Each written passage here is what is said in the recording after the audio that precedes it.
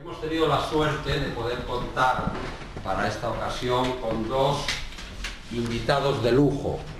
Por un lado, el embajador de España, Éric Martel, marqués de San Fernando, con 40 años de experiencia en la carrera diplomática, con más de 40, con varios años de estancia a la vista del Peñón de Gibraltar, encargado por el Ministerio de Asuntos Exteriores de España del cometido concreto de ese problema enquistado en la historia de España, que por tanto lo conoce muy de cerca y que además a lo largo del resto de sus destinos ha tenido ocasión de tener intervenciones relacionadas con este tema, y que una vez que ha dejado el ejercicio activo de la diplomacia como funcionario, pues ha trabajado sobre el tema, ha reunido pues documentación de toda la vida sobre ese asunto, lo ha estudiado, ha reflexionado sobre él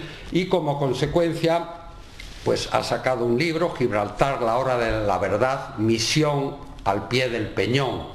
Y ahí reúne pues un libro concienzudo, sistemático y además con un tono personal, pues todas esas experiencias. Él considera, por lo que dice, que eso es casi su destino vital, o ha sido hasta ahora. Ahora ya parece que se desprende un poco de esa parte amplísima de su vida, pero nos deja este libro importante, del cual pues un resumen mínimo servirá para la presentación que viene a continuación. Y hemos contado a la vez con la suerte de que el profesor Carlos Pesado Palmieri, académico en Argentina, profesor de historia muy cualificado y dedicado a la historia de la política exterior argentina y por tanto gran conocedor del tema que nos ocupa, del tema de las Malvinas, ese fenómeno en cierto modo paralelo y por supuesto con sus connotaciones específicas, y además con el factor sangrante. Por eso los argentinos hoy día pues tienen una sensibilización mayor que la que tenemos nosotros sobre Gibraltar por la confrontación bélica reciente, en una época en la que ya parecía que aquello era insólito. Recuerdo cuando iba la Armada, y recordaréis todos, la Armada británica a 14.000 kilómetros de distancia, ¿no?, para entrar en unas actividades bélicas. En España, en cambio, cuando se planteaba, por ejemplo, algo tan próximo como el Ceuta y Melilla, pues parecía inverosímil que se llegara a una lucha armada en ese terreno. Bien, el profesor nos ilustrará sobre ese tema y veremos efectivamente cómo es un tema muy vivo para los argentinos. Personalmente, en mi época, el tema de Gibraltar pues formaba parte de nuestra educación casi, era un tema, no digo cotidiano, pero un tema próximo, ¿no? Yo cuando empecé en el periodismo, una de las primeras cosas que hice por encargo fue una entrevista a un diplomático español que había ganado el premio titulado así, Gibraltar Español. Era Gonzalo Fernández de la Mora, que compartía su profesión diplomática con la periodística. También en aquel momento él era editorialista del diario ABC, se había convocado a aquel premio y lo había ganado él, el premio Gibraltar Español. Ahora el ministro reciente, García Margallo, ha dado ese grito otra vez de Gibraltar Español, pero no se ve una actividad suficiente por parte del Ministerio de Asuntos Exteriores en relación con el asunto. Yo creo que no forma parte de mi cometido hoy entrar a abordar cada uno de estos temas. Suficientes elementos y sobrados conocimientos tienen de ellos los ponentes. Simplemente se me ocurre pues tocar un tema que no sé si guarda, ellos dirán si puede guardar alguna relación o una relación muy lejana, pero es un tema de cesión también que no acababa en el tiempo y que, sin embargo, se consiguió de un problema colonial americano recuperarlo. Me refiero concretamente que en los años 70 estuvo en España el general Omar Torrijos y durante su visita a España se acercó a ver físicamente el peñón de Gibraltar, porque eso parece que, bueno, es un mito, ¿no? La columna, una de las columnas de Hércules, como la superstición de los monos también, es decir, está rodeado de una cierta mitificación el tema de Gibraltar y de aspectos anecdóticos. Bueno, pues él, preocupado por las hipotecas coloniales, él tenía el canal y la zona del canal en Panamá y quiso acercarse al peñón de Gibraltar y además invitar al grupo de periodistas de los cuales yo formé parte para que fuéramos correspondencia aquello a Panamá y conociéramos el fenómeno de la zona del canal. Se hablaba entonces del David panameño y del Goliat estadounidense. Bueno, pues consiguió Torrijos que se revertiera el canal a Panamá. No lo pudo ver porque un fatídico accidente de aviación en 1981, accidente nunca bien explicado parece ser, y sobre el cual hay sospechas diversas, acabó con su vida, pero en el umbral del año 2000, efectivamente, el canal de Panamá volvió a pasar a manos panameñas, y no sé si eso, por lo menos lo que indica es que los problemas no tienen por qué ser eternos, los problemas pueden tener soluciones, y no sé si nuestros ponentes ven alguna solución, supongo que sí, o están hundidos en el pesimismo. El embajador Eric Martel creo que debe tener ahora la palabra para iniciar el tema por su parte. Yo primero pido mis disculpas al profesor porque cada vez que voy en un taxi me dice, es usted argentino, ¿verdad? Digo, bueno, aquí está lejos, soy canario. Y a lo mejor el profesor lo va más a confundir con canario y un argentino, por lo cual sería una gran honra para mí, ¿no? Esto para mí también es un poco como una cita ciega, un blind date, porque el tipo de público que tengo, pues tendré que ir analizando a ver dónde encuentro su interés, puesto que hay corresponsales extranjeros y algunos que no lo son, ¿no?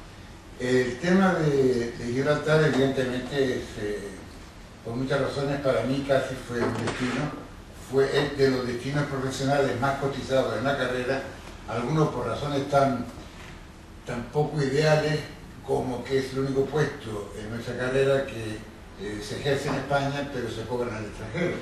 Entonces yo vivía en Sotogrande, que no era un título de martirio, pero cobraban tanques, y eso hace que el puesto sea muy interesante, pero sobre todo es porque nos ocupamos del problema de política exterior más antiguo de España. Y yo tuve la suerte enorme de vivirlo durante 5 años, tragándome aquellas rocas de 500 metros, todos los días de camino a mi oficina.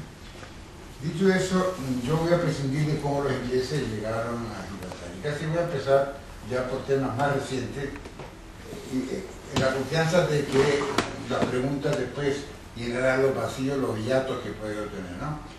Yo me remonto al año 69, 68 concretamente, en la que hay una resolución entre las muchas de las Naciones Unidas, de la Asamblea General, en que se le dice a Inglaterra que devuelva Gibraltar a España antes de octubre del año 69, respetando, teniendo en cuenta la palabra los intereses de la población. O sea que esto es claro como el agua, aquí ese es el derecho internacional, ese es el tema internacional. ¿Qué pasa? Los ingleses, años antes, años 40, se comprometieron con los americanos y con los rusos por razones totalmente distintas a descolonizar. Entonces, después de la ayuda que le habían prestado a los americanos, pues no tuvieron otro de ellos, tanto ellos como los franceses, que eran las grandes potencias imperiales en aquel momento, en comprometerse a la descolonización. Entonces se inventó una cosa que se llamaba el Comité de los 24 para la descolonización y una cuarta comisión. Y entonces los ingleses dijeron, fantástico, yo voy a darle la independencia a Gibraltar. Porque una vez que el territorio era declarado colonia, tenían 3 ayudas, o bien dar la independencia, o bien integrarlo en su territorio, o bien lo mismo que lo primero, hacer un Estado libre social. ¿Qué ocurrió? España no está aquí, nosotros lo hacemos independientes, pero a nuestra manera, y aquí pasa que gloria, nos quedamos para toda la vida ahí, pero mira por dónde, que el tema se retrasa. Entonces España, cuando se plantea el tema en los años 60, ya estaba ahí. Y España dijo, ¡hey, quieto parado! Esto no es una colonia, como dicen en inglés, esto es una parte de mi territorio. Entonces entra en conflicto dos normas de Naciones Unidas. Una que dice que hay que descolonizar mediante la autodeterminación, y otra que dice, salvo que se trata de un territorio que es parte integrante de otro, en cuyo caso no hay más descolonización que devolverlo a ese territorio. Eso yo creo que es el marco donde nos movemos, ¿no? España lleva luchando por recuperar Gibraltar muchos años, pero casi para empezar o terminar por el principio, o al revés, o empezar por el final, los ingleses no conquistan Gibraltar. Eso lo hace una tropa compuesta por ingleses, holandeses, españoles, portugueses, en nombre del pretendiente a la corona española de aquellos tiempos. Pero los ingleses se las arreglan para 4 años, animar a los otros a que continúe la guerra, y ellos pues se les debió perder algo y ahí se quedaron buscándolo y llevan 300 años. Entonces tratamos de recuperarlo, no pudimos. Una de las razones hay que remontarla quizás a la siguiente. Tenemos en español, no quiero perderme, pero no quiero soltarme esto, aquello de despedirse a la francesa. Y aquello tiene su origen allí. Tiene su origen allí porque cuando se estaba a punto de recuperar Gibraltar militarmente, los franceses también tenían otras cosas que hacer y lo dejaban por lado. Pero eso hay que explicarlo porque quien negoció el convenio de Utrecht, del que iba a hablar ahora mismo, era Luis XV. Y Luis XV dijo lo siguiente, dijo, no me interesa que Gibraltar, y negoció en nombre nuestro, porque era abuelo de nuestro futuro rey, no me interesa porque mientras que los ingleses estén en Gibraltar, España no se aliará nunca con Inglaterra en contra de Francia. Eso lo repitió Napoleón. Y entonces viene este Tratado Utrecht. Por el Tratado Utrecht cedemos una parte de lo que yo en el libro, y eso es original, no sé si bueno o malo, denomino el primer Gibraltar. Pero hay 5 Gibraltares. Entonces no entro en la historia de cómo el primero se convirtió en el quinto. Pero dicho en números, lo cedido en Utrecht fueron como unos 4 kilómetros y ya vamos por 11 que se han ocupado de tierra y de agua que son hechos. Y ya no sé si casi a lo mejor hasta me cambio, porque el final del tema, con lo que terminé ayer, la presentación del libro, es que ese tratado es un tratado que es más que Gibraltar, pero hay un artículo, el artículo 10, que se ocupa de Gibraltar exclusivamente. Y en ese tratado se dicen varias cosas. Primero, 2 que no menciono, no tienen nada que ver con el tema, pero una que se cede sin aguas, sin jurisdicción territorial. Entonces, sin aguas jurisdiccionales, de ir a palabra. Primer punto. Segundo punto, sin comunicación terrestre alguna. Tercer punto, sin comercio con el entorno. Y cuarto punto, si Gibraltar quiere ser independiente algún día, España tendrá el derecho a recuperarlo. Pues ahora miramos qué tratado tan bonito, pero lo que ocurre es que ese tratado, primero, aguas jurisdiccionales las estamos ocupando. Nosotros en parte tenemos culpa porque al delimitar nuestras aguas, aunque lo hicimos con otro propósito, dejamos esas aguas como si fueran de ellos, que es donde estamos cubriendo los problemas que ustedes conocen hoy en día. Primer punto, eso es por las aguas. En cuanto a la verja, la comunicación por tierra, pues nosotros la hemos abierto. En cuanto al tema del comercio, otro breve paréntesis, cuando yo llegué a Gibraltar, al campo de Gibraltar, el Producto Interior Bruto de Gibraltar era, en números redondos, unos 8 millones de libras esterlinas. Y así continuaron hasta que abrimos la verja en el año 82. Hoy en día, estamos hablando en libras, de acuerdo al valor diario, no constante, hoy en día son 1.100 billones de Producto Interior Bruto. Resultado, el entorno de Gibraltar era potente en aquellos momentos. Hoy en día Gibraltar ha vuelto lo que es, de 7, 10 a 1.000 y pico. resultado de ese tema, en Gibraltar hay un paro de un 3 y pico %, o sea, paro técnico, no hay paro, y tienen una renta per cápita de 47.000 libras por año.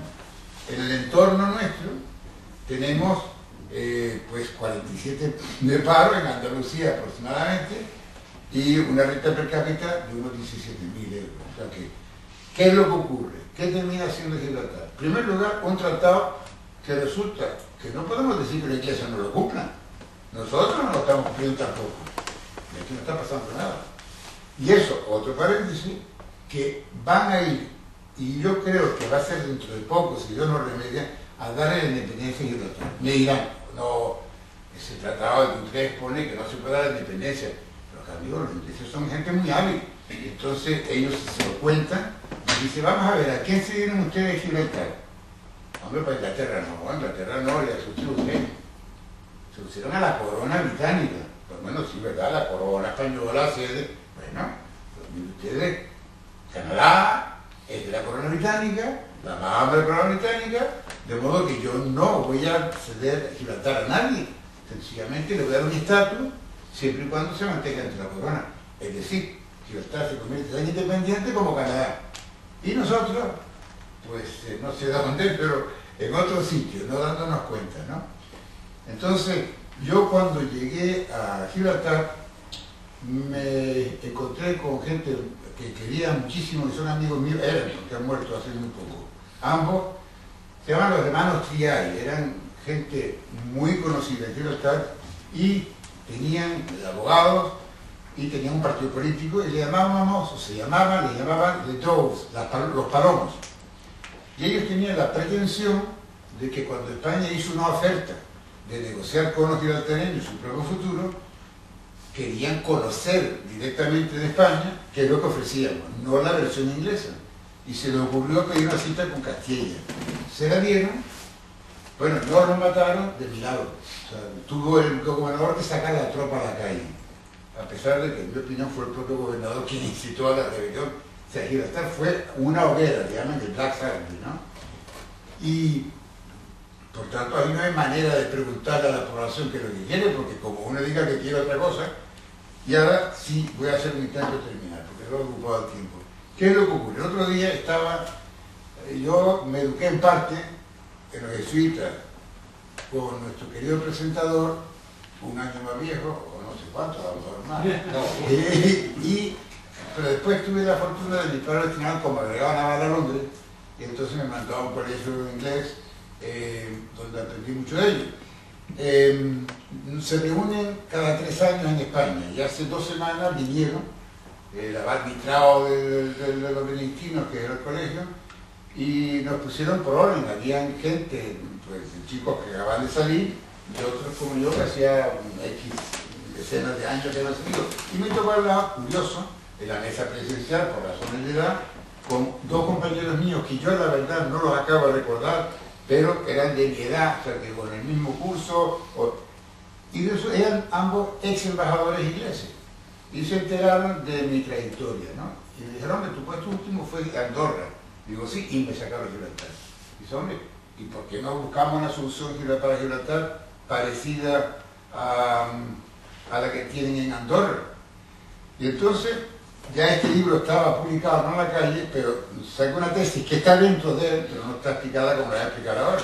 Y dije, mira, tú sabes una cosa, el problema de Gibraltar no es encontrar una solución. ¿Cómo? No, el problema de Gibraltar es otro distinto. Ahí, en la península ibérica, en España, en el sur, hay una ciudad de la Unión Europea. Unión Europea que se crea para que haya transparencia de mercado, la economía funcione de libre mercado, sin subvenciones ni protección especial de nada. Este no es mío, yo sé. Bueno, entonces, ahora, entonces esto, pues, lo que el mercado en cualquier último término se hizo no para separar, sino para integrar. Y ahí hay una ciudad que se llama la Línea Gibraltar, que es una ciudad sin solución de continuidad, donde hay un muro como el de Berlín, y del lado allá del muro hay como un Corte Inglés que vendiera sin IVA. Si mañana vamos a la Castellana, le decimos al Corte Inglés castellana, le quitamos el IVA y el arancel, no sé cuánto tiempo iba a durar los cortes ingleses o el resto del comercio israelí. Bueno, pues de ese lado del muro hay una economía privilegiada por la Unión Europea y de este no, resultaba esas cifras que he dado antes. Porque lo primero que hay que hacer es renunciar a que la Unión Europea diga, oiga, que esto no es europeo, fuera privilegio, encantado que ustedes, señores ingleses, sigan en Gibraltar, todo lo que quieran, pero los gibraltareños como los ciudadanos normales. Problema, los gibraltareños, los ingleses, cuando vieron que las Naciones Unidas se les puso en contra, dijeron, no, yo no creo en la autodeterminación, no me importa que todo el mundo, no me importa que el derecho, yo no creo. Y tío, el Monroe, que dicen ellos, esto que hoy es mi derecho, esto es lo que vale. Y entonces dijeron, ¿cómo me puedo quedar en Gibraltar? Pues me escudo en los gibraltareños. No, es que gibraltareños es que es españoles, yo tampoco. Si estuviera en Gibraltar y mi medio de vida en Gibraltar, estaría muy contento ahí. Y entonces, ¿qué pasa? Si le quitamos los privilegios, yo calculo que en 2 años no quedan más que los monos en Gibraltar, porque ahí ni hay vaca, no crece ni agricultura, no hay nada, más que contrabando y otra serie de privilegios muy interesantes y muy imaginativos. Luego le dije, lo que hay que hacer es, sencillamente eso, hacer de Gibraltar un territorio normal de la Unión Europea y después, con tiempo, hablaremos de soluciones. Y ahí, fíjate, tenemos que los he llevado a ustedes hasta mi última conclusión y ahora me callo para que pregunten, bombardeen a nuestro profesor o para dar una oportunidad que hable de la Malvinas. Un momento, sí. La pena fue que hablando de las Malvinas a mí me cogió, perdón por el verbo, pero en Gibraltar. Y a lo mejor ustedes lo han oído. Pero un día me llama el teniente coronel de la Guardia Civil, a la zona, y me dice, tenemos un problema. ¿Cuál ha sido el problema? Pues que hemos confundido a una serie de submarinistas vestidos de negro con terroristas o contrabandistas, no estaban enterados, lo hemos metido a la cárcel. Y después me he enterado la historia entera. Era un comando argentino que se coló en España. Un ejercicio de prestidigitación, si llegan a salir del paso dando la independencia por esa fórmula de la corona al Peñón. Y luego está esta otra versión a través de la Unión Europea que también sería algo imaginativo. Vamos a ver por dónde van los tiros. Le toca por al profesor Carlos Pesado Palmieri, que aparte de experto en la política exterior argentina, es versado también en asuntos militares, ¿no? O sea que yo creo que nos puede dar una lección magistral, breve, no con la duración usual de lo que es una lección magistral, pero muy abreviada y muy interesante. Vamos a tratar de tomarlo eso en 15 minutos. Yo traía otra manera, no puedo hablar con la experiencia y la ductilidad del señor embajador. Pero traía sobre todo, soy un simple profesor de historia, conocedor de esta historia lacerante de los argentinos y comparativamente parecida, quizás con mayor encarnadura, en la situación de esta supérstite colonialismo inglés. ¿Sí? He traído algo escrito para no escaparme mucho del tema, pero sobre todo una visión histórica, entendiendo que quizás Gibraltar sea una cosa mucho más encarnada en todos los españoles y Argentina es lo que dijo Francisco el Papa, ¿no? Estamos en el final del mundo y por más que tenemos tantas cosas comunes en la cultura que nos es propia y que tanto debemos a España, estamos en el final del continente austral. Voy a abreviar esta salutación al presidente de la asociación que me ha honrado, al señor Marqués de San Fernando del Mar, a los corresponsales presentes, a las señoras y señores. Representa para mí un grande honor haber sido convocado por la institución que preside don José Manuel González Torga, a través de ese gran amigo, colega de ustedes y compatriota nuestro, el periodista e historiador don Armando Puente, al que le agradezco su presencia. El título del encuentro que nos reúne tiene fuertes connotaciones emotivas, más allá de lo que significa estas dos supervivencias del mundo contemporáneo de dominio, injustificables y ajenos a todo derecho. Gibraltar 3 siglos, Malvinas 180 años. Debo señalar a la vez en inicial reconocimiento de estos modestos límites de mi exposición, ceñida a una mirada histórica consustanciada con la vivencia de la patria y el sostenimiento del Estado-Nación. más allá de quienes suponen que este Estado-nación está en declive. Al señalar esta pequeñez frente a la distinguida participación del señor embajador don Éric Martelat-Belair, directo protagonista de intervenciones diplomáticas, como nos ha revelado, en pro de la recuperación de dicho territorio para España, como asimismo publicista de mérito, y el diálogo que podamos entablar después con este calificado auditorio. He de ceñirme a esta lectura en razón del tiempo medido que tenemos. ¿Cuál es la cuestión Malvinas? Como ustedes saben, venimos de este lugar austral del continente americano. Hay dos países solos, el nuestro es Argentina, el otro es Chile. Y para la República Argentina, las Islas Malvinas, las Georgias del Sur y las Sandwich del Sur son parte irrenunciable de su soberanía territorial, al presente todavía en posesión de Gran Bretaña, en cabal expresión del colonialismo decimonónico subsistente. Malvinas es el corazón mismo de la patria irredenta. Malvinas es nuestra ineludible cuestión nacional. Malvinas, para todo argentino de buena cepa, es solar bajo dominación extranjera que agravia a nuestra nación soberana, siendo fruto de esa usurpación realizada 180 años atrás, mientras que la vuestra es de 3 siglos y el invasor fue y es el mismo. Malvinas también es nuestra mayor asignatura pendiente en cuanto a la defensa de la soberanía nacional en el campo internacional, y el hito de su recuperación en 1982, al margen de toda otra consideración, es la efemérides más importante en todo el siglo XX de los argentinos. Valiento citar aquí nuestro poema nacional, el Martín Fierro de José Hernández, cuando afirma que, y sepan cuantos escuchan de mis penas el relato, que ni peleo ni mato sino por necesidad, y que a tanta adversidad solo me arroja el maltrato. Ahora bien, pese a cuanto se sostenga con argumentos para nosotros totalmente inválidos, Gran Bretaña no cederá en su posición unívoca desde siempre, dado que en sí misma su política internacional con conservadores o liberales es fija, coherente y sostenida como paradigma del colonialismo residual en Occidente. Y los Estados Unidos de Norteamérica han sido consecuentes con ella. Variados y múltiples conflictos en estas 2 últimas centurias lo atestiguan. Desde la doctrina Monroe, solo practicada para su uso interno y denunciada entre tantos otros por intelectuales como Carlos Pereira, el mexicano, Rubén Darío, el nicaragüense, y los argentinos Carlos Ibarguren y Julio Irazusta, hasta su alianza indisoluble con el Reino Unido en la guerra de 1982, pese al Tratado de Río de Janeiro de 1945. ¿En qué consiste la obstinación inglesa?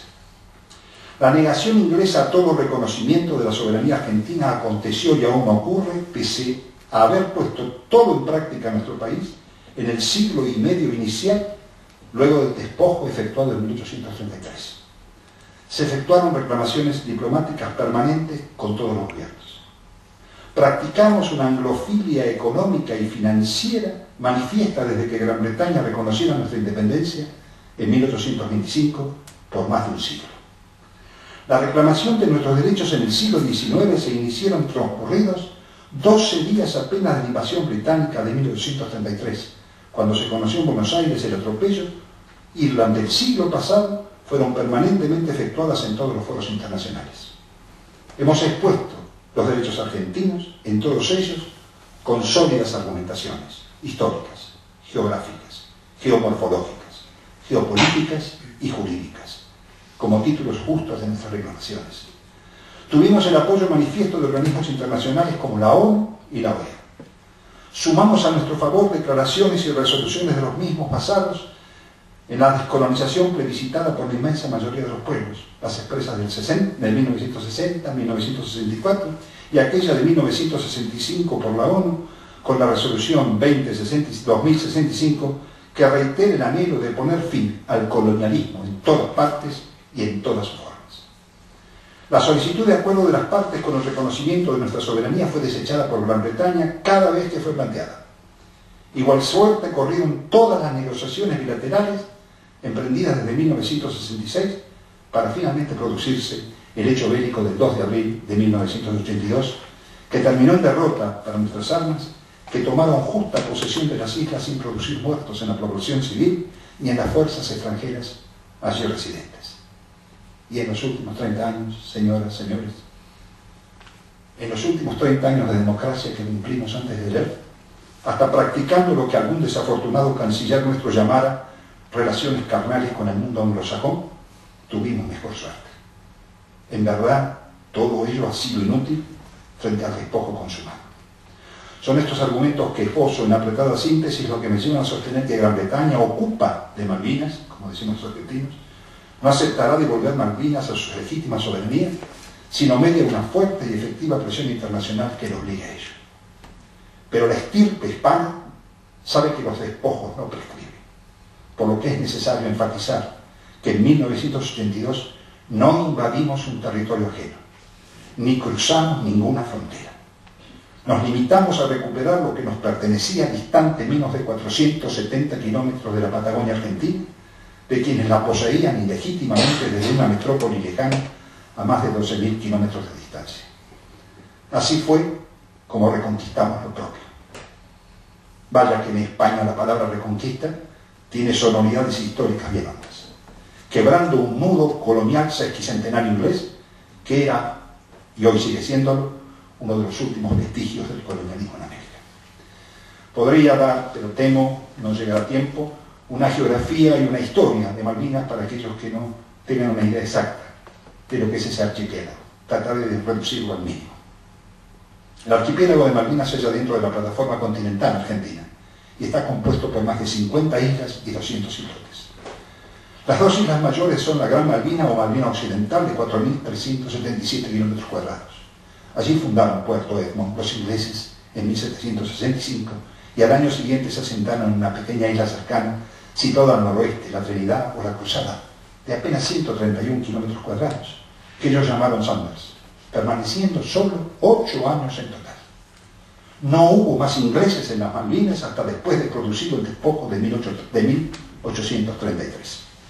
La otra isla grande, separada de la anterior por el estrecho de San Carlos, es la isla Soledad, la de mayor extensión, 6.353 kilómetros cuadrados, y en ella fue donde se asentaron franceses, españoles y argentinos desde 1764 hasta 1833. Allí se encuentra el principal número de habitantes, donde fundó Bougainville en 1764 el puerto San Luis, y que al reconocer Francia la soberanía española y ser indemnizado el marino de Saint-Malo, de donde proviene el nombre final del archipiélago, pasará a llamarse Puerto Soledad, quedando bajo indiscutido dominio hispano hasta 1811, ejerciendo su gobernación 19 marinos y un capitán de infantería sucesivamente durante todo ese periodo que abarcó 44 años.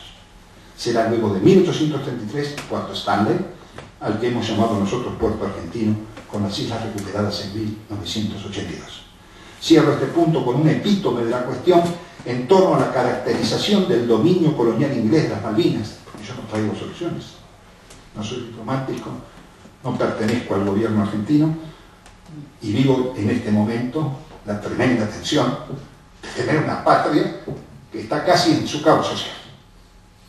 Pero soy un historiador y la ignominia de este despojo me sigue lacerando. Cierro este epítome de la cuestión en torno a la caracterización del dominio colonial inglés de las Malvinas, que en breves líneas efectuara en 1982 el reconocido historiador argentino Pedro Santos Martínez, querido amigo mío, cuyo deceso ocurrido el 12 de enero del 2010 aún lloramos.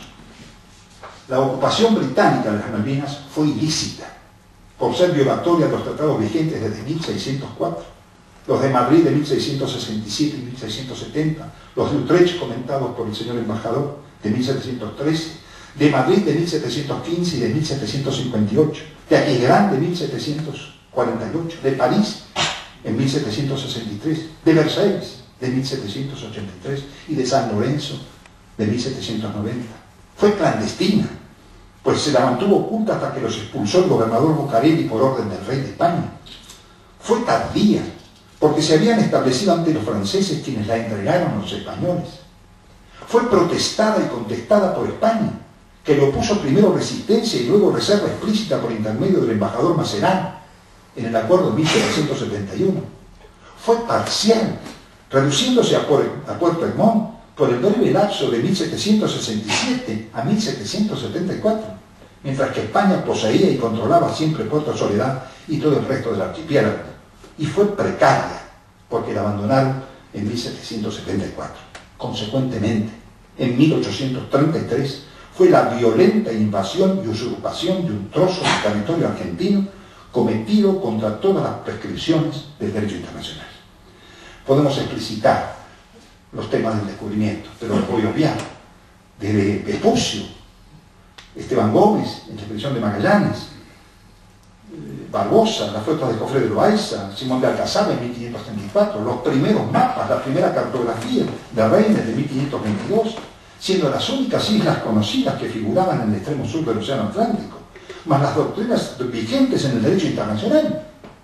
¿Qué sobra internacional, no de Ambrosio, sino de Francisco de Vitoria, el de los justos títulos por los cuales España viene a estar en América? Y esas doctrinas internacionales estaban en las bulas de intercátedra y estaban en el Tratado de Tordesillas de 1494, acontecimientos todos ellos que otorgan títulos más que suficientes a España. Demostraban también los diferentes nombres que tuvieron las Malvinas: San Antonio, Isla Sansón, Islas de los Patos en los mapas del siglo XVI, Sebaldinas por el avistaje de Sebastián de Webb en 1600, hasta llegar recién en 1690, y tenemos que competir con ese nombre, a las Islas Falkland, que es simplemente un avistaje inglés de John Strong. Demostrar asimismo esa variación de nombres nos permite también recordar la presencia francesa en 1774, nominando definitivamente el archipiélago como Malvinas, la inglesa un año después, como comenté, permaneciendo solo 8 años en ella, en Puerto Egmont, y el reconocimiento permanente de la soberanía española, asentamiento, colonización y gobierno militar desde entonces en Puerto Soledad y por casi medio siglo. Nuestra independencia y el último silenti juris. Voy a tratar en 5 minutos terminar esto. Ha sintetizado mi hijo, licenciado en la disciplina y magíster en Historia del Mundo Hispánico, en un trabajo de principios de este siglo, los caracteres de la efectiva posesión de las islas por parte de la Argentina durante el proceso independentista en aplicación sin solución de continuidad del último silenti juris. Yo sé que es un principio que algunos europeos no aceptan, pero en toda América, toda la distribución política, toda la configuración del mapa político americano, de los hispanoamericanos, es en función de este derecho. Poseerás lo que poseían. ¿Quiénes? Los españoles, ustedes. Declarada la independencia argentina el 9 de julio de 1816, el antiguo virreinato del Río de la Plata se convierte en Provincias Unidas. A partir de entonces, Buenos Aires, la única capital no recuperada por las fuerzas españolas durante la Guerra de Emancipación Americana, se ocupó en la administración insular desde 1820, designando permisionarios de pesca y caza primero, concesionarios para el usufructo de carnes y cueros luego, comisionados para una administración delegada de las Provincias Unidas posteriormente. Se prosigue instaurando una comandancia insular para concluir con la institucionalización permanente, orgánica y estable de una comandancia política militar. Entre 1823 y 1829 hubo 3 comandantes militares. Y el 10 de junio de 1829, el gobernador delegado de Buenos Aires crea la comandancia política militar con sede en la Isla Soledad y designa a su cargo a Luis Bernet, que estaba radicado en un archipiélago desde el año 1823. En esta sumaria exposición, quiero ir finalizando, debo destacar que en 1825, Gran Bretaña, que es una de las primeras potencias que reconoce nuestra independencia solemnemente, suscribimos con ella un tratado de paz y comercio sin ningún tipo de reclamación o reserva planteada sobre el particular. El primer reclamo a destiempo y sin sustento legal alguno, dado el abandono desde 1774 del Puerto Egmont, por el reconocimiento de la soberanía española en 1771, lo efectuó el representante inglés en Buenos Aires en 1829. Y fíjense la fecha, y termino con esta última exposición, voy a suprimir el final. Fácil se deduce, estamos en 1829, fácil se deduce los socios de siempre, los socios de siempre. No entiendo cómo la Cancillería argentina y nuestra diplomacia pudo ser tan ingenua en 1982. Como fácil se deduce, las agresiones anglosajonas estaban muy próximas. El caballo de Troya fue de origen norteamericano, con a un infante doctrina Monroe, de apenas 8 años de vida, que en la nacionalista y discriminatoria interpretación del Gran Hermano defendió lo americano solo para su propio voraz beneficio, siendo hasta el presente, incluso para el lenguaje del hombre corriente europeo, americanos solamente ellos. Capturadas 3 embarcaciones de esa bandera por pescar ilegalmente, su cónsul en Buenos Aires, su primo nombre, auspicia la agresión de 1831, que fue cruelísima, con su informe al capitán de la corbeta Lexington, Silas Duncan, calificado por nuestro historiador Muñoz Aspiri de vaquero villano con catalejo, por sus excesos de violencia, cuando tomó Puerto Soledad destruyendo la colonia vernácula con brutal ensañamiento y zarpando el 31 de diciembre de ese año con destino a Montevideo, donde desembarcó 6 prisioneros argentinos, dejando detrás de sí desolación y ruinas. 1831. Pese a nuestros reclamos, jamás Washington se hizo eco alguno. Similar alianza ajena a todos los principios hipócritamente declamados se produjeron en 1982. Regresó a nuestro país en septiembre de 1832 con nuevo comandante civil y militar, asesinado por un amotinamiento. No eran lugares fáciles de vivir. En diciembre de ese mismo año, la goleta Sarandí de la Confederación Argentina, con un capitán a su frente de nombre olvidable, indigno de un Blas de Lezo, de un Santiago de Liniers o de un Guillermo Brown, ese irlandés que es nuestro máximo héroe naval, sin presentar combate ni resistencia alguna, recibió nuestro pabellón arreado por los ingleses de la fragata Clio al mando del capitán Oslo. Concluyó así nuestra presencia criolla en las Islas Malvinas, salvo los postreros actos de resistencia de un grupo de habitantes de las islas a la llegada del primer gobernador inglés en enero de 1834, comandados por el gaucho Rivero, personaje que la moderna historiografía revisionista reivindica, rebelión que fue sofocada siendo luego expulsados los hispano-argentinos de todo el territorio malvinense, comenzando entonces a llegar pobladores ingleses. Recuerdo por último 2 importantes datos, suprimo las palabras finales y la acción de la Cancillería nuestra en estos 2 últimos años. Recuerdo entonces, para vuestro conocimiento, que Puerto Soledad había sido poblado sucesivamente por franceses, españoles y argentinos, pero nunca se asentaron ingleses, quienes solo habitaron temporalmente. Lo digo todo esto por si se discute después el tema de la autodeterminación, que es el nuevo cuento que en el caso nuestro intentan usar los británicos. Pero nunca se asentaron ingleses, quienes solo habitaron temporalmente Puerto Montt en la otra isla. No hay nativos ingleses hasta la segunda mitad de la 4ª década del siglo XIX. Y en último lugar, que debe ser analizado la sugestiva omisión de todo reclamo inglés sin sentirse agraviada a Londres por el acto norteamericano de 1831, cometido en territorio sobre el cual decía revestir soberanía. La figura del caballo de Troya, amigos, que hay representado tiene a mi juicio suficiente sostén o no ejemplificado. Voy a dejar aquí por razones de tiempo. Muchas gracias.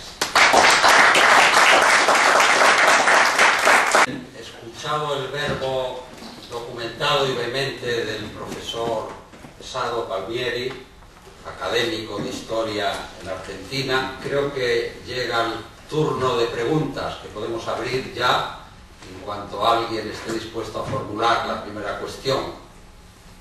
Tienen ustedes la palabra. Buenas noches. Perdón. A continuación, el coronel. El foco de la autodeterminación incluye realmente el paraguas, ¿no?, de la Commonwealth para dominar esos territorios con una trampa, ¿no? Pero los chinos, que son muy listos, consiguieron realmente que la Dama de Hierro les devolviera Hong Kong. Hong Kong, ahora, claro, los británicos ahora dicen, no, es que Hong Kong solamente era un arrendamiento por 100 años, cosa que no es cierto, porque una parte era arrendada, pero otra parte fue ocupada ilegalmente.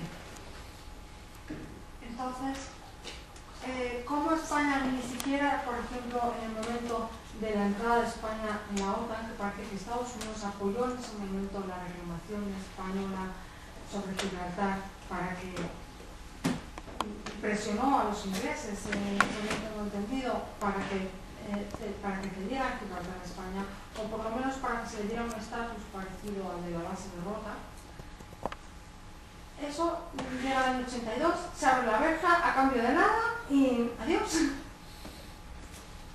La pregunta va solo dirigida Va dirigida a al los dos. embajador en el ¿Por tema qué Gibraltar, los o es chinos- aplicable también. a los dos, ¿por qué los chinos han conseguido algo que nosotros? Yo se lo voy a explicar en un segundo con una anécdota, ¿no? Que no es anécdota. El embajador de España en Londres, que estaba ayer en la presentación, pero no repito el nombre para que no digan que lo he acusado, pero estaba ayer ahí, me contó que le había dicho Carrington, en muchos otros historiadores, cuando tocó el mismo tema, dijo, hombre, si España fuera China, Gibraltar sería español. La respuesta expresa marca. La segunda, efectivamente, Hong Kong es un cuento que se trae. Con Franco decían que no podían devolver Gibraltar a España porque cobran a entregar Gibraltar a una dictadura. Porque miren ustedes, Hong Kong, si China es una dictadura, que venga alguien y lo diga, ¿no? Eso primero. Segundo, efectivamente, había una parte cedida por un tratado desigual, como el de Utrecht, y había otra parte que era arrendada. La diferencia a favor nuestro, y que sin esa parte arrendada, Hong Kong difícilmente era sostenible. La diferencia es que en el caso de Hong Kong, la parte arrendada era arrendada, y aquí la parte equivalente es ocupada, que es el mismo. Y de modo que, si nos ponemos a jugar, pues mire, esto está ocupado, devuelve usted, y Gibraltar se termina, porque sin el aeropuerto y el mismo no puede subsistir. Creo que le he contestado al punto. Yo voy a dar una referencia por mi mirada, tal vez envejecida y gris, de quienes están en el omega de su vida. Matusalén no podemos ser. Y uno lleva este dolor argentino. Yo iba a hacer algunos comentarios. Nosotros tenemos un amigo, una familia amiga, en Banfield, el capitán de aeronáutica, un héroe de la Fuerza Aérea Argentina. La Fuerza Aérea Argentina fue una fuerza que se destacó mundialmente en la guerra de 1982. Lleva el mismo nombre del señor embajador, Héctor Martel. Y un soldado, un raso, y hago esta, porque no quería perder esa anécdota también, dado la calidez del señor embajador y yo leyendo, porque si no, no me puedo manejar. Pero esto lo puedo decir, Daniel Massad, en nuestro pueblo, en nuestra ciudad, de Lomas de Zamora, de Banfield, los padres son amigos nuestros, el chico murió con 18 años, soldado raso del ejército argentino, el padre todo era un héroe de guerra. En Argentina hay mucha desvalorización también, hay muchos personajes que son patriotas de provecho, de las historias sectorizadas, de las memorias parceladas, de esa vivencia negativa de la honra. Pero este muchacho, Daniel Macedo, le hemos puesto el nombre a una esquina, muere 2 días antes de La Paz. Esa es sangre caliente todavía sobre nosotros, sobre todo los que ejercemos la historia, y no es por belicismo, por odios, ¿no? Ahora ustedes tienen una exposición de Blas de Lezo. Los españoles también han olvidado mucho de su historia heroica. Y Blas de Lezo, para nosotros que defiende Cartagena de Indias a mitad del siglo XVIII, ¿no es cierto? Con su pierna, sin una pierna, sin un ojo, sin, en fin, medio hombre, como lo llamaban. Vence una flota inglesa impresionante. No hay espíritu belicista, porque nosotros no tenemos ni matagatos frente al poder mundial, pero están juntos, ¿no? Pero quiero decir, y mantuvo la cultura que nos es común, defendiendo Cartagena y muriendo en ella. Después nos emancipamos, pero yo soy un hispanista de raza, ¿no? Nos emancipamos, pero Hispanoamérica siguió siendo española por esa victoria en Cartagena de Indias. Pero a lo que voy a contestarle, ¿por qué la política? No soy diplomático, así que puedo excederme en lo que digo, pero yo acá tengo algo de este mismo año, 18 de mayo de 2013. El Reino Unido se manifiesta en la ONU específicamente contra el principio de libre determinación, que es el que ahora quieren usar porque nosotros hemos logrado que se contemplen los intereses de los pobladores, como se comentó acá en Gibraltar, pero no los deseos, porque los deseos de esos pobladores, por más que ya lleven 150 años, ¿no es cierto?, son gente trasladada, no son vernáculos. En este caso, el Reino Unido, el viernes 17 de mayo, en el plenario de la Asamblea General, que adoptó una resolución a favor de la libre determinación de la Polinesia Francesa, donde hay hombres, como se llama, de los pueblos originarios desde el año 300, los ingleses se opusieron. Lo exigimos en la cuestión Malvinas, votó todo el mundo, y la Polinesia Francesa, que tiene polinesios autóctonos desde el año 300, fue objeto de ambiciones colonialistas. En 1889 Francia establece un protectorado sobre las islas, y señor embajador, en 1946 cambia el estatus territorial exacto como el que tienen ahora los kelpers, que son empezados a considerar ciudadanos en las Malvinas, como territorio francés de ultramar. Bueno, el 18 de mayo del 2013, la posición del Reino Unido rechazó el texto adoptado, una vez más, lo que demuestra el doble estándar británico respecto del derecho a la libre determinación de los pueblos, al disociarse de una resolución a favor del derecho de la libre determinación de los pueblos de la Polinesia. ¿Qué podemos esperar? ¿Cómo podemos jugar con esta ambivalencia, con esta dicotomía, con esta falsedad nominalista? Son todos Guillermo de Ockham. Acá se dice una cosa, pero no se cree, no se practica. Entonces, no sé, tiene que ser una fuerte presencia internacional la que pueda, sobre todo en el estado de casi indefensión que los argentinos hemos quedado desde el punto de vista de todo tipo de nosotros ya tenemos policía, mejor dicho, no tenemos ni policía, ahora tenemos levantadas, así que no sé qué tenemos, ¿no? Tenemos la defensa, dentro de poco vamos a estar como los vaqueros del lejano oeste, ¿no? Defendiendo nuestras propiedades. Pero este es el derecho inalienable de una población británica, que tiene además, tengo registrado acá, una serie de enclaves geopolíticos, ni siquiera geopolíticos, de negación directamente, como es el caso de Chagos y otros pueblos africanos. Quiero señalar también que en este año 2013 los 54 estados africanos se han unido en la tercera cumbre de América y África en defensa de nuestra posición en Malvinas. Son expresiones, creo que con el tiempo quizás esto cambie. ¿Vale? Entonces nosotros nos agarramos al derecho internacional. El derecho internacional para los americanos es el derecho del poder. Quien tiene poder tiene derecho, punto. Ahí tiene Nuremberg. Ustedes, como yo tengo poder, está mi justicia. Entonces, no nos damos cuenta que por ahí no vamos a ninguna parte. Decía el conde de Gondomar, embajador de Felipe III, los ingleses solamente tienen un lenguaje que es de la fuerza. No estoy hablando de la militar necesariamente, ahí tenemos conceptos como el soft power y el medium power, hay muchas formas de ejercer la fuerza. Y no nos vamos a entender nunca, porque nosotros nos agarramos a nuestros principios y a nuestras ideas, a nuestros ideales, y ellos no tienen más que sus intereses permanentes. Entonces, a lo que quiero decir, vamos a Diego García, que el profesor lo ha mencionado. Un día dicen Diego García, colonia inglesa, los americanos les interesa como base, que es la razón posiblemente por la que las Malvinas y Gibraltar sean todavía ingleses.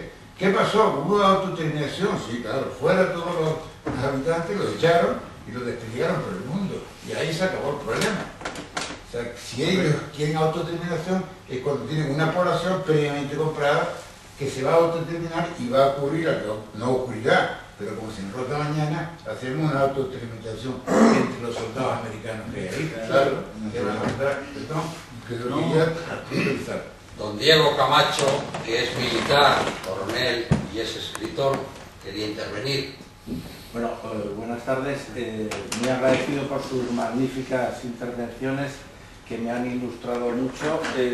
Yo creo que han puesto el acento en el problema. Se ha visto que tanto en el caso de las Malvinas como Gibraltar, en ambos casos, digamos, el derecho internacional apoya a las naciones despojadas y que la fuerza apoya a la nación ocupante.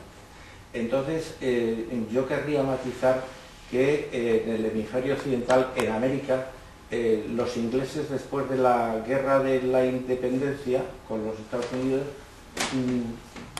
triunfan en el ámbito cultural, es decir, de generar un mundo anglosajón. Es decir, los Estados Unidos se independizan de Gran Bretaña, pero a partir de ese momento, digamos, se trata de poner en América en oposición lo que significa todos esos intereses anglosajones, todos esos principios de comercio y liberalismo y tal, frente, digamos, al modelo que existía en la mayor parte de América, porque los mismos Estados Unidos, cuando se inicia la guerra de independencia norteamericana, 3/5 partes del actual Estados Unidos están bajo la corona española. Entonces, la cuestión que yo plantearía a la mesa es si, y coincidiendo con la última intervención del embajador, no sería conveniente en el momento actual, tanto para Argentina como para España, olvidarse de la razón que nos asiste y generar unos lazos de unidad hispánica, tal como han conseguido los británicos hacer, no solamente con los Estados Unidos, sino también con Canadá, con Nueva Zelanda, con Australia, donde han conformado un mundo anglosajón que a la hora de buscar su interés, evidentemente se unen como una alianza de hierro. Eso es Yo quisiera, señor coronel, sumarme a su pedido de panhispanismo. La realidad es quizás mucho más cruenta. Nosotros, en un régimen de excepción condenable, tuvimos esa actitud de recuperación de las Malvinas. Yo tengo un párrafo acá muy duro para mis nacionales también, porque más allá de eso, una memoria sectorizada, como quise decir en algún momento, no nos hace vivir a pleno esto que yo he señalado como la mayor efemérides. Esto no se comparte entre mis compatriotas en forma total. Priva otro tipo de consideraciones, porque priva muchas veces, más que el sentido histórico, las ideologías vigentes. América tiene algunos procesos de liberación con los que yo no comparto, tiene unos atavismos que a veces llaman la atención. Somos la suma de pueblos. Yo tenía un profesor de historia de España que me enseñaba que España era un país de paso, y yo me gané el 10 con mención especial porque dije: ¿por qué, profesor Miguel Ángel Barrero, país de paso? España ha sido como es América, es un país de encuentro. Con esto quiero decirle que creo que somos la suma de todo y no partes aparte, todos aparte. Sé que estoy también valorando el hecho de los pueblos precolombinos. Pero cuando se retrocede a atavismos originarios, imposibles de ser considerados en la historia, porque la historia es la suma. Nadie puede estudiar historia de Grecia quedándose con los aqueos. Soy un profesor muy viejo. Esto me originaría algunos estudiantes levantándose y yéndose de la clase, porque no saben. La suma quiere que sea más sincero. A nosotros nos duele todavía la neutralidad española de 1982. Para llevar a su tema, siempre he creído y siempre he escrito sobre la identidad hispanoamericana. La fe, la lengua, el modo de vida, la familia, la tierra también, porque somos hijos de la tierra. Todo esto, la historicidad. Nosotros en nuestras currículas universitarias, tiempo A, enseñábamos historia de la Edad Media española, porque también era nuestra historia. Sino cómo puedo yo todavía, vasallo, frente a la realidad que nos mostró el embajador recién de los justos títulos de Vitoria, y decir: señor Fernando V, su teoría vicarial de la posesión por la fuerza de América no es un justo título. Y por eso me siento hispanista. No soy español, soy argentino. Tengo nietos españoles, no era española, y un hijo que sigue siendo argentino. Pero quiero señalar esa identidad que usted reclama, ojalá no sea una utopía, y podamos realmente, luchando en un continente cultural que nos es propio, ¿no es cierto?, por esos tiempos que no los veo florecer en América. En América florece a mi juicio, en este momento, tiempos políticos de fragmentación. Clamamos por la América Unida y la clamamos con lenguaje por ahí de los victoriosos ejércitos indígenas dominantes de otras tribus, fueran aztecas, fueran incas. Tenemos una visión idílica y no esta visión histórica de la suma de todo. Y la suma de todo es la cultura hispanoamericana que está frente a este dominio anglosajón, digamos, más allá, supeditada a sus mandamases, nada más. No sé si el embajador Martel Abeler tiene también alguna aportación.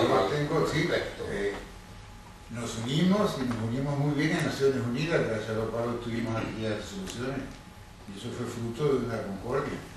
Pero devolver las mismas, es decir, la política exterior es poder, no es derecho. Lo digo como practicante de política exterior, quizás el profesor de Relaciones Internacionales diría que burrada están diciendo, llevo 45 años practicando. Pero aquí hay una cosa, nosotros lo vimos como nación, sin duda ninguna, del lado argentino, y más pensando en Gibraltar, o sea que esto no es duda ninguna. Como gobierno, pues, el gobierno se vio atado entre el corazón partido famoso de Sánchez. Por una parte, nuestro garbanzo estaba en Europa, el continente que pertenecemos, y nuestro corazón, o parte de él, estaría ahí, primero. Y segundo, ahora debe crítica.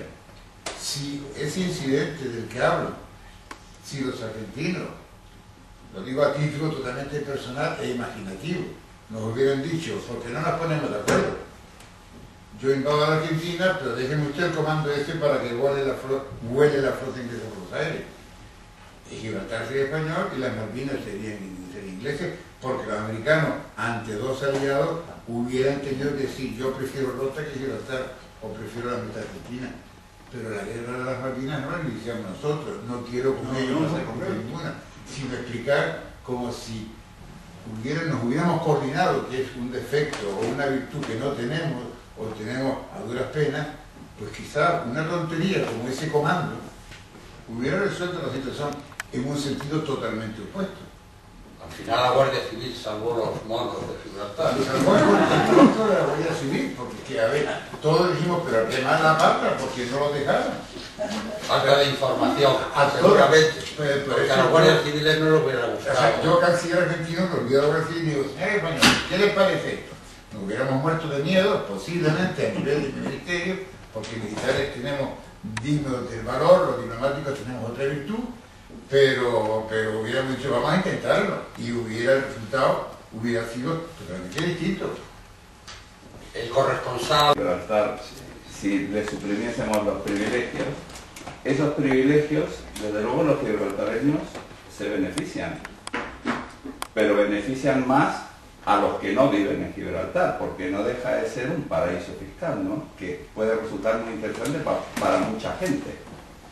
Y a usted le quería preguntar en qué postura quedamos ahora, porque usted refleja el interés de un apoyo internacional masivo, pero ahí está el Tratado de Lisboa, que es bastante reciente y que nos deja totalmente fuera de todo, porque también está lo de las 325 millas, que a ver después cómo se desarrolla eso y cómo avanza, ¿no? Porque ahí entra la Antártida y entran... En la Antártida están todos ya. Nosotros teníamos las primeras, sí, si nos descuidamos los uruguayos también. Estamos todos bueno, perdidos. El gobernador de Malvinas está en Uruguay haciendo ahora. Y me decía un colega de ustedes acá que había también una delegación de Brasil. Y nosotros tenemos acá el encuentro con el canciller de ustedes, de nuestro canciller Timmerman, hace muy poquito tiempo. Tengo los días acá, porque yo me traje toda la lista de lo que se había actuado, porque no soy un especialista en política exterior. En el caso nuestro era hablar de la política exterior vieja. La actual, sé que este apoyo en este momento de África en su totalidad lo ponemos los argentinos como una victoria diplomática, pero estas victorias diplomáticas, yo creo más bien que lo que ha dicho acá el embajador, Es cierto, va a lesionar intereses múltiples, pero es que hay que herir sentimientos para despertar sentidos, decía, ¿no? Creo que Unamuno. No se puede seguir, no se puede recuperar nada que realmente tenga un sentido. En el caso nuestro, el sentido de Malvinas, no sé si los argentinos la administraríamos correctamente. Administramos mal nuestro propio país, siendo tan extenso, pero las riquezas existentes, las posibilidades petrolíferas, gasíferas, el krill, la pesca, el hecho de que se nos invade el mar epicontinental, el hecho de que nuestra marina ya no tiene capacidad suficiente para controlar, el hecho de que el Atlántico Sur sea el oleoducto de Europa y de Estados Unidos. Acá hay intereses muy, muy importantes de los Estados Unidos e Inglaterra para que un país como el nuestro, ¿no es cierto?, tan golpeado, viviendo situaciones realmente difíciles, en una democracia que debe afirmarse, pero en medio de situaciones. Yo estoy en un país que quiero mucho, pero es extraño, entonces yo opino de mi gobierno en mi país. Acá no puedo porque no soy diplomático ni soy político, pero creo que es clara mi visión, no adicta a nuestra forma, no a nuestra forma, sino a nuestro gobierno actual. Pero bueno, es lo que la gente ha votado, es lo que la gente puede cambiar. Tenemos que seguir viviendo en democracia. Yo creo que si este hecho del 1982 se hubiera realizado en un momento distinto, no tendría duda ningún argentino de esa recuperación. Hoy en día lloramos los muertos, en la guerra no hay ángeles, no mueren los viejos, mueren los jóvenes. Y bueno, toda parafernalia que se crea de sensibilidad extrema, de derecho de gentes, bueno, es un derecho de gente que es vulnerado permanentemente, como dice el señor embajador, porque el poder no tiene ética. El poder vive ajeno a la ética. La ética, de todo lo estudiamos después de Maquiavelo, ¿no es cierto? La ética y la política se dividieron en la modernidad y hoy estamos ya en la posmodernidad. Somos muy ingenuos los argentinos cuando pensamos en Estados Unidos como mediador. Se convirtió en un beligerante. Pero ¿qué virtud militar, diplomática, política? Nosotros éramos profesores de historia. No nos podíamos enrolar porque ya éramos viejos, pero estábamos la Argentina entera que vivía también situaciones difíciles, teníamos un gobierno de excepción, por llamarlo de alguna manera, más fácil decirlo dictadura. Había reclamos en las plazas, reclamos salariales. Y sin embargo se llenaron las plazas porque el heroísmo solo que se lo despierte, pues no tenemos solución. Lo que usted dijo de Lisboa es perfecto. Estamos cada vez más internacionales, estamos en una aldea global, pero en la aldea global no somos todos iguales. Contestada la segunda pregunta, queda pendiente. Y muy imaginativo es que el lado que tiene montado. En primer lugar, ¿por qué tiene Gibraltar ese privilegio? Cuando Inglaterra se adhiere a la Unión Europea, afirma que Gibraltar es una isla geopolíticamente hablando, y lo era, porque la Unión Europea termina en los Pirineos. Pero de repente, pasan los años y la Unión Europea llega hasta la región de Gibraltar, incluida. Luego ya no tiene sentido tener esos privilegios casi ultraperiféricos que tenía. Entonces, se mantienen, pero la forma en que ellos tienen de vivir es tan imaginativa como una anécdota que cuento en el libro de un señor llamado Adolfo, me contaron, que iba a Gibraltar todos los días a trabajar. E iba en bicicleta, ya tenía un cierto nivel, pero en aquellos momentos no era fácil custodiar bicicleta. El primer día que viene con su bicicleta y con 2 sacos. Entonces el carabinero, que se llamaba entonces la Guardia Civil, le pregunta: ¿qué lleva usted en los sacos? Pues digo, llevo tierra y roca. ¿Pero cómo tierra y roca? Mire, yo soy muy patriota. Y hay 13.000 españoles aquí. Si todos hiciéramos como yo, poníamos roca, tal, dentro de unos años nos hubiéramos hecho de Gibraltar en España y los ingleses se quedan en el mar. Y así duró aquella historia 13 años. El carabinero nunca se fió de él. Y si no lo hacía todos los días, pues lo hacía un día sí y otro día no. Se retiran los dos. Y entonces Adolfo monta en la línea una tienda de bicicletas. Y el carabinero le dice: vamos a ver, yo sé que tú estabas metiendo contrabando. que contrabando mentira, porque no pude buscar nada más, y cepillo, ¿qué va a hacer? La bicicleta. O sea, se Será la bicicleta. cada día trae una. Entonces, le quiero decir que son muy imaginativos. Pero les voy a hacer una idea de lo que supone Gibraltar. Una idea nada más, porque es mucho más complicado. Gibraltar es parte de la Unión Europea, con unas excepciones, sobre las cuales se fundamentan esos privilegios. Entonces, como tal Unión Europea, una compañía gibraltareña, pongamos de seguro de coche en Gibraltar, abre una sucursal en Inglaterra. Entonces empieza a asegurar coches. Este dato es cierto, el 10% de los coches ingleses en la fecha de la estadística, que es de hace 5 años, o será mucho más, están matriculados en Gibraltar. Y mira, ¿y eso? Bueno, la Unión Europea tiene la regla siguiente, y es que las sucursales de compañías no pagan impuestos en el país de residencia, sino pagan impuestos en el país de la central. Y en el país de la central, Gibraltar, no hay impuestos. Luego, la compañía, la sucursal gibraltareña en Inglaterra, compite con las inglesas que las planchan, porque claro, tienen más precios porque no pagan impuestos. Eso es uno de los trucos, como la bicicleta, y así tenemos lo que quieren, aquello es un emporio, porque eso no hay quien pueda.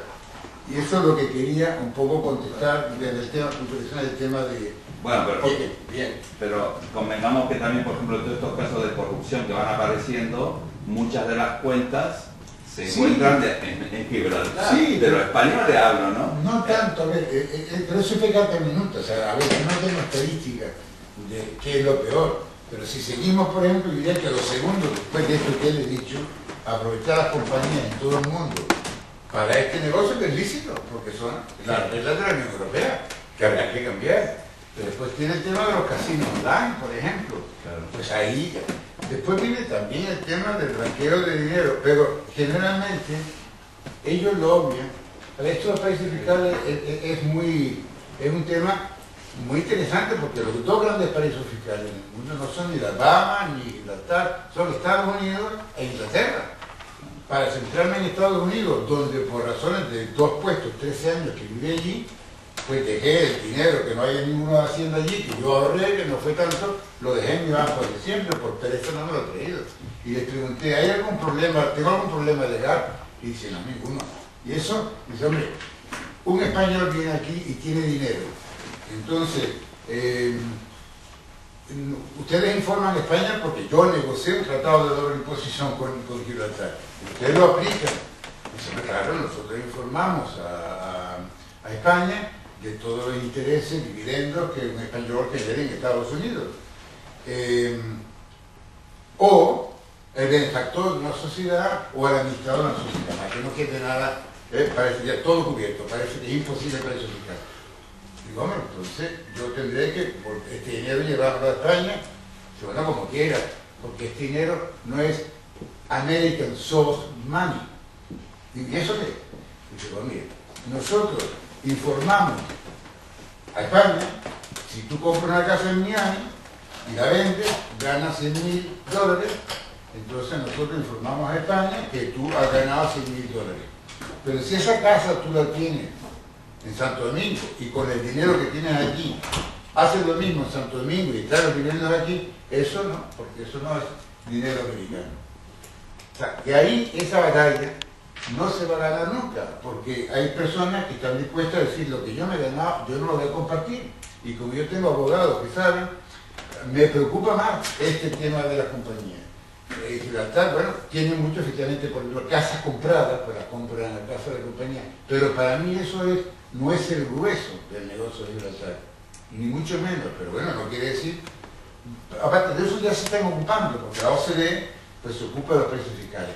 Pero del tema gordo de la compañía es donde nosotros en España no sé qué hacemos, que no tenemos en la Comisión de Bruselas alguien encargado de decir, vamos a empezar a quitar nuestros privilegios que atacan ya no solamente a la hacienda española, sino a la hacienda comunitaria. Porque ahora Gibraltar se ha convertido en una colonia, no en España, sino ya en la Unión Europea, de la cual participa Inglaterra. Pero hemos llegado a la situación formidable de que un país es colonizado por sus propias colonias. Esto no lo tiene la Malvinas, pero no, que somos únicos. Bien, la hora avanza inexorablemente. Buen puente. Tiene la palabra. Yo quería dirigirme al profesor, porque he aprendido mucho, escuchando al embajador, sobre un dato, la situación de Gibraltar, de la población gibraltareña, desde el punto de vista comparado con la española. Tenía una idea ya de eso, pero no me daba cuenta tan claramente la situación de cómo estaban los gibraltareños en la renta per cápita hace 40 años y cómo están ahora. Después de la apertura de la beca, cuidado, es sí, importante. Perdón. Sí. Por eso, como no me acordaba de la fecha, me gustaría que explicara una cosa el profesor, brevemente, no hace falta muchos datos. Es la situación en Malvinas, cuando nosotros recuperamos Malvinas, cuando el pueblo argentino recuperó Malvinas y olvidémonos del gobierno y de sus errores tremendos y del juicio que eso merece. La reacción de eso fue el acontecimiento histórico, suscribo todo. Pero cuando nosotros recuperamos Malvinas, Malvinas era una población que tenía X habitantes y 40 millones de ovejas, y punto. Ahora me parece que en la economía de Malvinas las ovejas tienen mucho menos importancia que el petróleo, que la pesca, y si quiere usted hablar un poquito de la pesca, también puede usted decir algo más. Yo, de la pesca y de las compañías pesqueras. De las pesqueras, y yo el dato que tengo es el dato. La actualización de Malvinas es un tema urticante porque evidentemente Gran Bretaña, que era hasta el 66, 67, era un foco de...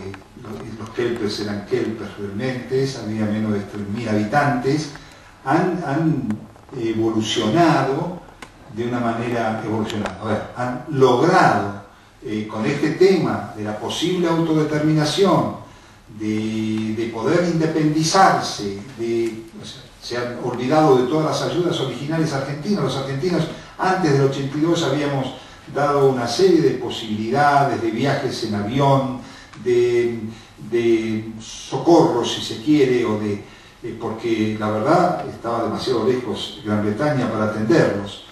Esto falló también, esto no sirvió para nada. Lo que ahora hay, pienso sí que el ganado lanar, que era el único recurso, como usted dice, ha pasado a segunda o a tercera o a cuartas como intereses.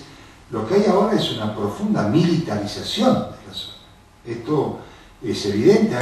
Los ingleses han disparado misiles desde las Malvinas. Misiles. Han militarizado toda la zona.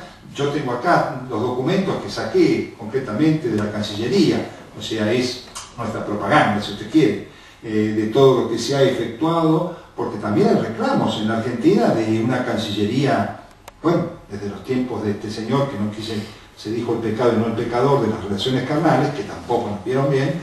Hay estas situaciones, todos saben que nuestro actual canciller tenía doble nacionalidad norteamericana y tuvo que abandonarla para ser canciller, lo que no obsta para que esté ejerciendo las defensas de la soberanía argentina.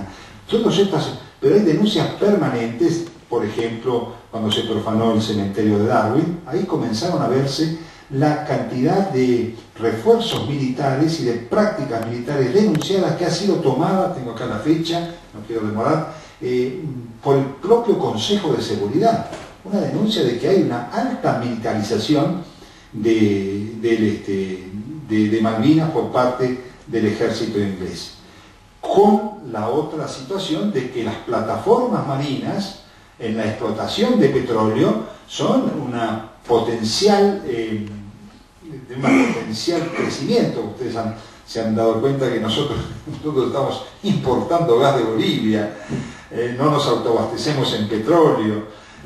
Brasil ha encontrado en la plataforma submarina, tiene una explotación estupenda, y toda la zona del mar epicontinental argentino, sobre todo esta zona del sur, es una reserva que hace absolutamente interesante ahora, más allá de lo que era geopolíticamente, que también tampoco lo pude describir, el interés de Malvinas. Malvinas es un contralor sobre el estrecho, sobre el pasaje de Drake. Drake es uno de los 8 grandes estrechos fundamentales del mundo, del globo terráqueo, y todos sabemos, a pesar de lo que se habló de Torrijos, yo creo que lo de Torrijos fue un asesinato, no tengo ninguna duda.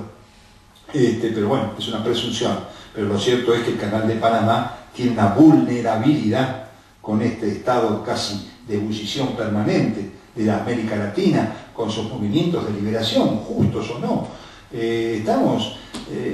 Los amigos míos hablan a veces de una libanización, ¿no es cierto? Son otros panoramas y otros episodios, pero ciertamente ha cambiado la estructura económica de Malvinas, el interés y la preocupación de Gran Bretaña después del 82, y una base militar hoy de mucho poder. Yo no sé hasta dónde estos misiles pueden atentar, no conozco militarmente la dimensión de eso, no estoy informado, pero esto es así.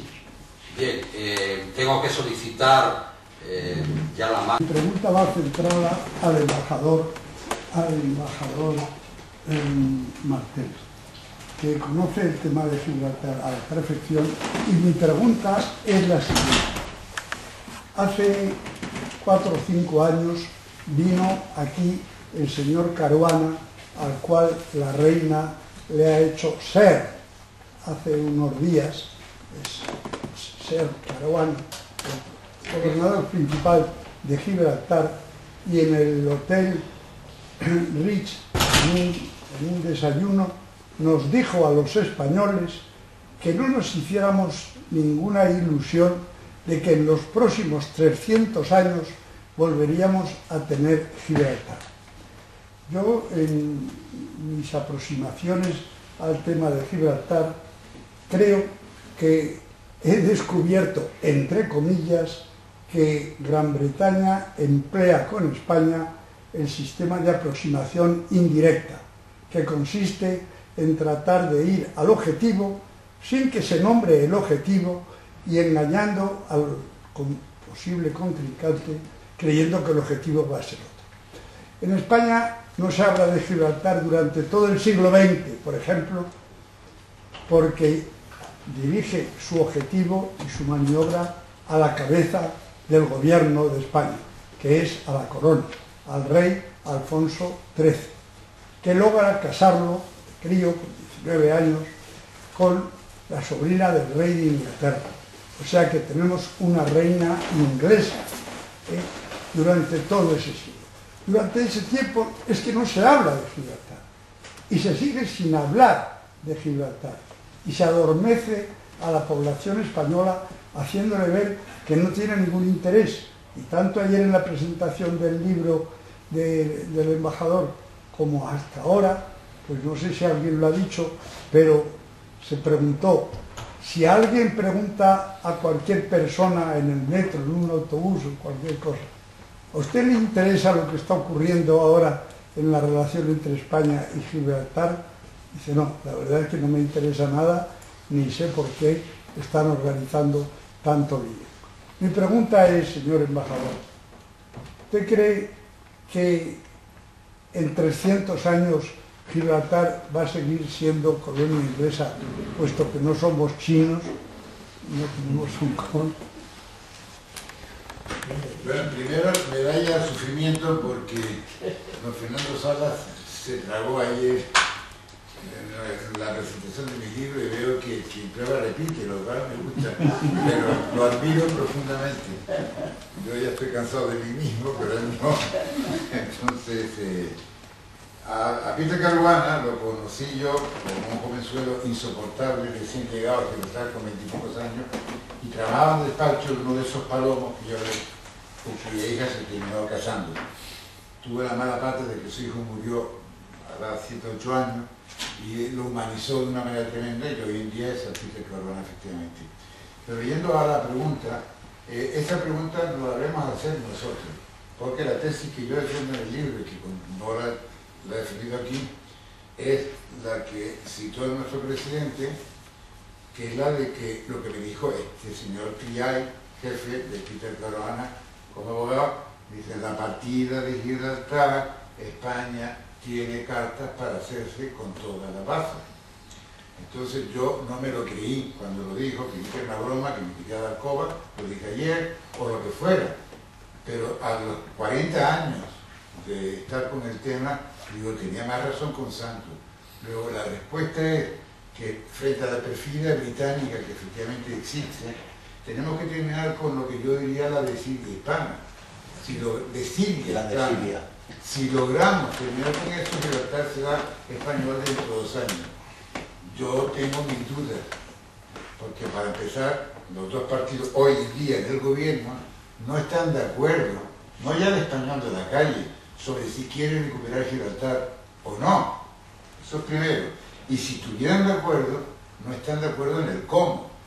La izquierda sigue la receta inglesa, la regla de juego, que es woo the Gibraltarians, corteje usted a los gibraltareños, gánese usted a los gibraltareños. La derecha sigue defendiendo lo que hemos defendido siempre. Pero ¿qué ocurre? Que mientras que nosotros tratamos de ganarnos a los gibraltareños, y lo hemos intentado, hemos visto hasta dónde llegó Moratino, los ingleses por detrás nos están alimentando. Dicen: no, que no se vayan con los españoles. Pero si seguimos ese juego, Gibraltar no será español nunca. Eso lo tengo claro. Ahora, yo espero que alguna mente lúcida, más de luego que nuestra generación, diga: pues mire, esto no tiene sentido. Y hay 20.000 soluciones. Una de ellas, que incluso publiqué a veces en sus días, es decir: bueno, ni para ti ni para mí. Vamos a hacer este territorio de la Unión Europea y que se convierta en el primer territorio europeo con bandera europea y mandado desde Bruselas. Pues bueno, ahí se arregló el problema. Soluciones hay las que queramos, porque vuelvo a decir, todas las cartas son nuestras, pero o no queremos o no sabemos jugarlas. Bien, última pregunta entonces. Sí, son un par de aportes y una breve pregunta. Primero, bueno, lo que dijo el señor embajador, hay un documental muy interesante sobre el Grupo Comando que usted comentó. Es un documental, si no me equivoco, de la televisión española, que es Operación Algeciras. Si no me equivoco, se llama el documental, o así se llamaba el propio operativo, ¿no? Un militar una vez me dijo que perdimos la guerra de Malvinas por los ingleses y por la Guardia Civil Española. Claro. Respondiendo a la anécdota, y en el propio documental, uno de los protagonistas comenta que uno de los guardias civiles, al otro día, cuando se enteran de la situación, le pidió disculpas, ¿no? En esto también, un poco a raíz de lo que decía mi padre, que es verdad, ¿no? Nosotros a veces cuando hablamos de las alineaciones de los distintos estados en 1982, nos quedó un poquito el tema de España, pero también hay que matizar, ¿no? Quizá tendríamos que distinguir: una cosa es el Estado español y otra cosa es el pueblo español, ¿no? Lo que Perdón un segundito. Sí. Si ese guardia civil hubiera sabido que era un comando argentino, Lo deja pasar. ¿Sabe qué pasa? Donde estaba el corazón de los españoles y del gobierno, el gobierno con más cuidado era con la Malvinas. No tengan ustedes la menor duda. No, por eso mismo, por el sentir quizá del español o del pueblo español era de cercanía hacia la causa argentina. Después el Estado... Y yo que no era pueblo, y ojalá. Pero bueno, un poco, quizá preguntarle a usted, imagino que ustedes, un poco preguntarle por la cocina de todo esto, ¿no? Imagino que deben ver también el caso Malvinas,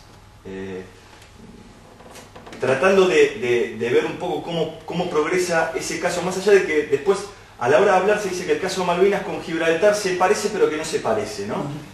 ¿Cómo lo ven los embajadores que estuvieron en la materia, como usted? ¿Qué se puede copiar de los reclamos argentinos? ¿Qué no se puede copiar? No sé si me explico, ¿no? Sí se explica perfectamente, yo voy a tratar de explicarme también igual de perfectamente, pero a título personal. Sí. Nosotros creemos que el caso de las Malvinas, intelectualmente hablando, es malo para nosotros, porque nuestra reclamación de Gibraltar no la tenemos a 400 millas, la tenemos en una ciudad española. Pero eso es la cabeza, pero el corazón nos inclina a que las Malvinas tienen que ser argentinas, pero sin ningún tipo de dudas. O sea, que tiene otra vez el corazón partido, cabeza por un lado y corazón por el otro. Pero no duden que nuestro corazón, entiendo, y no hablo en nombre de todos, pero sé que de muchos, estaba con que Argentina recupere las Malvinas e Inglaterra se lleve su lección. Ahora, si no nos coordinamos... Claro, pero por ejemplo esa estrategia que contaba mi padre de ganarse al Kelper, ¿no? Usted en algún momento ha hablado de, a ver qué hacemos, nos ganamos a los gibraltareños, eso lo ven como algo interesante, lo ven como no sirve de nada. Es que lo están alimentando. Es decir, el papá con su perrito, mire qué bonito perrito, toma, mire, dele una salchicha y verá cómo el perro se va con usted. El perro se viene con uno y tirando la cuerda. Los kelpers y los gibraltareños son tan ingleses como los del hombre. Y nos están haciendo creer que son distintos. Y voy a terminar muy pronto, pero quiero que les quede en la mente lo siguiente. Estuve en la India. ¿Qué hicieron en la India? ¿Cómo lograron estar en la India con nunca más de 100.000 hombres y dominar 400 millones? Dividiéndolo. ¿Cómo lograron estar en Irlanda? Dividiendo a católicos y protestantes. ¿Cómo lo hicieron en Chipre? Dividiendo turcos con griegos. ¿Cómo lo hicieron en Palestina? Dividiendo judíos con árabes. Y ahora ellos, para poder funcionar con sus reglas, tienen que encontrar un enfrentamiento, dividir algo que ellos puedan imponer después su patria británica. Entonces, tanto en el terreno de Argentina como en el Gibraltar y en paralelo, se han inventado unas poblaciones que no son distintas a ellos. Y entonces, pues, ya hasta ahora ya están cómodos. Ahora es que los gibraltareños no quieren ser españoles, pero si son ustedes. O los que no quieren ser argentinos, quieren ser ingleses, pero si son ingleses. Y nosotros tragamos el argumento. Bien, creo que hemos aprendido todos muchas cosas, yo al menos, desde luego, y que hemos llegado ya por imperativos de la hora al final. Agradecemos a nuestros ponentes sus brillantes intervenciones, agradezco a todos la presencia y la participación y hemos abierto, como decía al principio, un nuevo ciclo y esperamos que el ciclo continúe adelante y podamos mantener este tipo de nivel que merece la pena, yo creo, participar en